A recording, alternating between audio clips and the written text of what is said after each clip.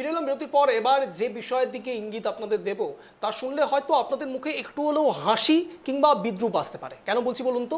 তার কারণ দুই কাঙাল হাল বেহাল। কি বলছি? তার কারণ পাকিস্তান এবং বাংলাদেশ, এই দুই দেশের অবস্থা কতটা কাঙালে পরিণত হয়েছেন তারা আপনারা সকলেই জানেন। একের পর এক তাদের এই কাঙাল অবস্থার জেরে ভারতকে তারা বিদ্ধ করবে। চিন্তা করে দেখুন, ভারতের মতো একটি দেশকে, যেখানে আমরা সগৌরবে বলি যে আমরা ভারতবাসী, সেই ভারতের দিকে তারা আঙুল তোলার চেষ্টা করেন বিভিন্ন প্রসঙ্গে।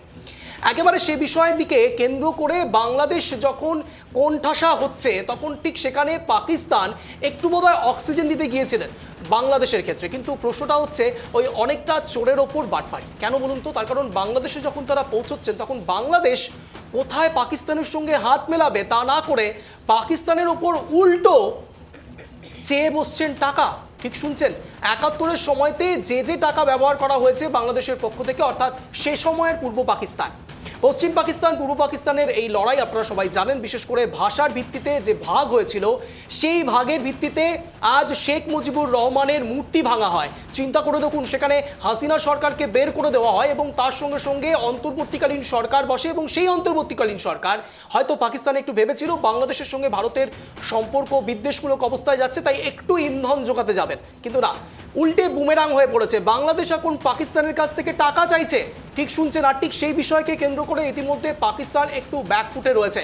কিছুদিন আগে বিশেষ করে যখন আমরা শুনছিলাম পাকিস্তানে ট্রেন হাইজ্যাক হচ্ছে, আমরা খবর করেছিলাম, আমরা বোঝানোর চেষ্টা করেছিলাম যে কোনো দেশে সেফটি অ্যান্ড সিকিউরিটি অবশ্যই থাকা উচিত, সে দেশের সাধারণ মানুষ, সাধারণ গণতন্ত্র কোনোভাবেই যেন বিঘ্নিত না হয়। কিন্তু না, এই যে পাশের দেশগুলো, চিন্তা করে দেখুন, পাকিস্তান, বাংলাদেশ, যাদেরকে আমরা খাওয়াচ্ছি, পড়াচ্ছি, তারাই উল্টো আমাদের ওপর বুমেরাং হয়ে আসবার চেষ্টা করছে। বাংলাদেশ, যারা কার্যত একের পর এক নানান সময় নিজেদেরকে অনেক বেশি বড় ভাবেন, তাদেরকে আমরা সাহায্য করি।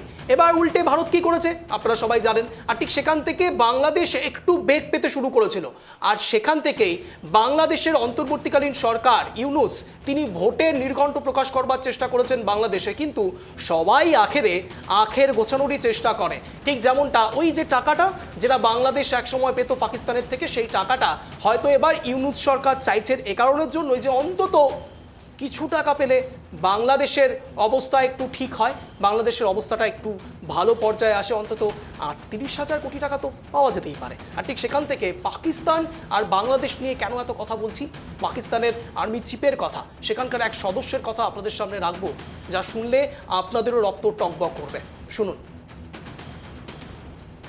पाकिस्तान की कहानी अपने बच्चों को जो है आपने जरूर सुनानी है, ताकि वो पाकिस्तान की कहानी ना भूलें. Well, our forefathers they thought that we are different from the Hindus in every possible aspect of life.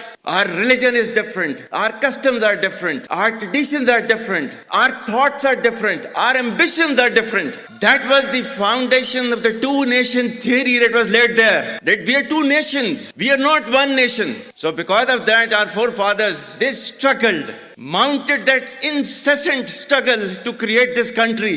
Our forefathers, they have sacrificed immensely, and we have sacrificed a lot for the creation of this country. And we know how to defend it. My dear brothers and sisters and sons and daughters, please don't forget the story of Pakistan. And don't forget to narrate the story of Pakistan to your next generation, so that their bond with Pakistan, it never weakens. Whether it is the third generation or the fourth generation or the fifth generation, they know that what Pakistan is for them. आज तक इंसानियत की तारीख में सिर्फ 2 रियासतें हैं जो कलमे की बुनियाद पर बनी हैं। पहली जो थी उसका नाम है रियासत तैयबा। আরে কতটা আবেগতাড়িত একবার চিন্তা করে দেখুন। পাকিস্তানের চিফ, তিনি বলছেন হিন্দুদের থেকে আলাদা। আচ্ছা, ইন্ডিয়ার সঙ্গে পাকিস্তানের সম্পর্ক কে খারাপ করেছে? ইন্ডিয়া খারাপ করেছে। আচ্ছা, পাকিস্তানের জায়গা ইন্ডিয়া হরপ করে বসে রয়েছে, নাকি পাকিস্তান অকুপায়েড কাশ্মীর? আমরা বিগত দিন ধরে বলে চলেছি, কোনটা? পাকিস্তান ইন্ডিয়ার ওপর হামলা করছে, ইন্ডিয়া পাকিস্তানের ওপর নয়। বারংবার এই হিন্দু বিদ্বেষী, হিন্দুস্তান বিদ্বেষী যে নারা লাগানোর চেষ্টা করা হয় পাকিস্তান থেকে, তাদেরকে বলা হচ্ছে, অন্তত next generation, third generation, fourth generation, fifth জেনারেশনের কথা আপনারা বলছেন, আর ঠিক সেখান থেকে ইঙ্গিত দিচ্ছে সরাসরি ভারতীয় মিডিয়া, আপনারা যত জেনারেশনই তৈরি করুন না কেন, যতই ধর্ম বিদ্বেষ তৈরি করবার চেষ্টা করুন না কেন, যতটাই টেরোরিজম তৈরি করবার চেষ্টা করুন না কেন, মাথায় রাখবেন ভারতীয় সেনা একাই কাফি। যদি একবার দাঁড়িয়ে পড়ে আপনাদের অবস্থা কতটা সংকীর্ণ হতে পারে আপনারা নিজেরাও জানেন না। পাকিস্তান অকুপায়েড কাশ্মীর বিভিন্ন সময়ে সামনে এসছে, আপনারা বিভিন্ন ক্ষেত্রে বিগত কয়েকদিন ধরে চেষ্টা করে যাচ্ছেন ভারতকে বেগে ফেলবার জন্য, কিন্তু আপনাদের একটু জানিয়ে রাখি ভারত কতটা সামরিক দিক থেকে এগিয়ে। যদি আমাদের কথা বিশ্বাস না হয় একটু গুগল করে নেবেন, জেনে নেবেন, জানার চেষ্টা করবেন, তার কারণ বাংলাদেশও তো আপনাদের অন্তত ব্যাকফুট দেখিয়ে দিয়েছে। যে বাংলাদেশকে হাতিয়ার করবার চেষ্টা করেছেন সেই বাংলাদেশ এখন আপনাদেরকে গ্যারাকলে ফেলিয়েছে। আর ঠিক সেখান থেকেই পাকিস্তান যে সমস্যায় ভারতকে ফেলতে চাইছে সেই একই সমস্যায় পড়ছে পাকিস্তান। তারা ক্রমাগত হিন্দু বিদ্বেষী, বিশেষ করে হিন্দুস্তান বিদ্বেষী, ভারত বিদ্বেষী কথাবার্তা বলে চলেছেন। তারা পাকিস্তান বলছেন যে তারা মুসলমান কান্ট্রি, বোঝানোর চেষ্টা করছেন যে মুসলমানদের জন্যই পাকিস্তান। তাহলে হিন্দুস্তানের ক্ষেত্রে এত রাগ কেন?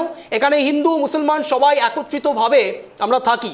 এখানে ভারত পাকিস্তানের ম্যাচ হলে পরে হিন্দু এবং মুসলমান প্রত্যেকে একত্রিতভাবে আমরা বলি যে ইন্ডিয়া জিতুক, অর্থাৎ এখানকার পাকিস্তানেরা, এখানকার মুসলমানেরাও ইন্ডিয়াকে ভালোবাসতে জানে, বিশেষ করে ভারতকে ভালোবাসতে জানে। আর পাকিস্তান শুধুমাত্র মুসলমান মুসলমান মুসলমান এবং যাবতীয় সব ধর্মকে কার্যত বুড়ো আঙুল দেখানোর চেষ্টা করেন এবং ধর্মের ভিত্তিতে রাজনীতি করে চলেছেন দিনের পর দিন, এবং সেখানে একের পর এক টেরোরিজম অ্যাক্টিভিটি হয়ে চলেছে। তা সত্ত্বেও কোনো দেশ কেউ কিচ্ছু বলবে না। আচ্ছা, সব কিছু মামার বাড়ি নাকি?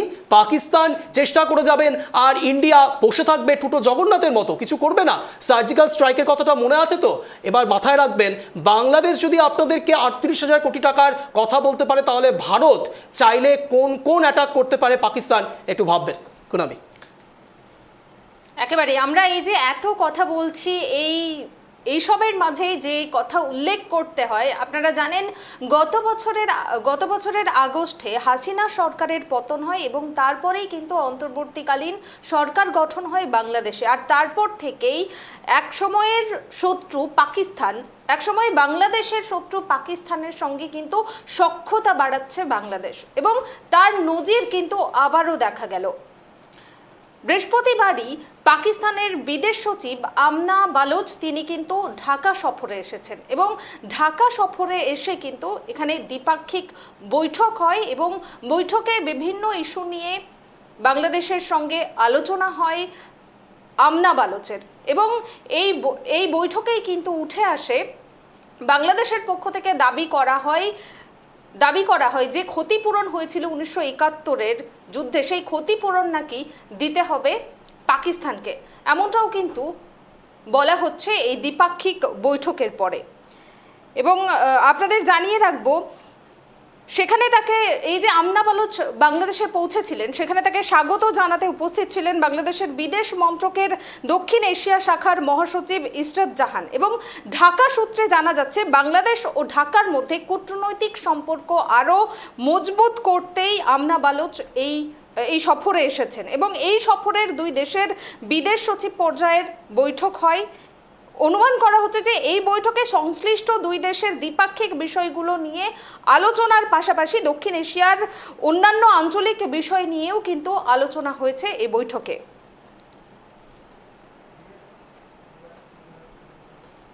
এবারে তাই আপনারা যে ছবিটা ইতিমধ্যে দেখতে পাচ্ছেন, বাংলাদেশ এবং পাকিস্তানের মধ্যে, বিশেষ করে পাকিস্তানের উপদেষ্টা যখন বাংলাদেশে পৌঁছচ্ছেন তখন সেখানে তারা শান্তি সম্প্রীতির কথা হয়তো বলতে গিয়েছিলেন, সেখানে পাকিস্তানের সঙ্গে বাংলাদেশের মেলবন্ধন তৈরি করবার একটি চেষ্টা করেছিলেন, কিন্তু না, সেই মেলবন্ধনে ইতিমধ্যে ফারাক তৈরি হয়েছে, সেই সেতু আর তৈরি হচ্ছে না বাংলাদেশ এবং পাকিস্তানের মধ্যে, উল্টে বুমেরাং হয়ে পড়ছে বাংলাদেশ পাকিস্তানের ওপরে। অর্থাৎ ইউনূস সরকার সরাসরি যে টাকা দাবি করছেন, শুধু তাই নয়, 71-এর সময়তে যারা, বিশেষ করে আপনারা সবাই জানেন 47-এ ভাগ হওয়ার পর থেকে, বিশেষ করে এই পাকিস্তান এবং ইন্ডিয়া ভাগ হওয়ার পর বিহার এবং উত্তরপ্রদেশ হয়ে অনেক পাকিস্তানি যারা বাংলাদেশে প্রবেশ করেছিলেন বাংলাদেশে জিহাদি কার্যক্রম করবার জন্য, আর ঠিক তারা সেখানে থেকে গিয়েছেন, সেই সব পাকিস্তানি রিফিউজিকে তারা নিয়ে যাওয়ার কথা বলেছেন পাকিস্তানে ফেরত।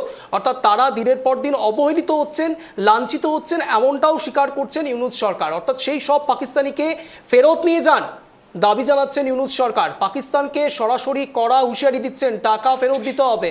71-এর সময়তে যে টাকাগুলো আপনারা নিয়েছেন সেই সব টাকা এবার ফেরত দিন এবং পাকিস্তানিদের ফেরত নিয়ে যান। কুনামি,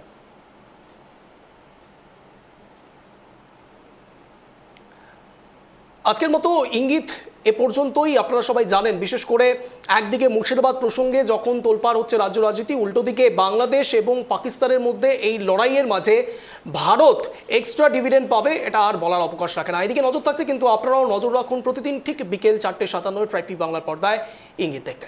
নমস্কার।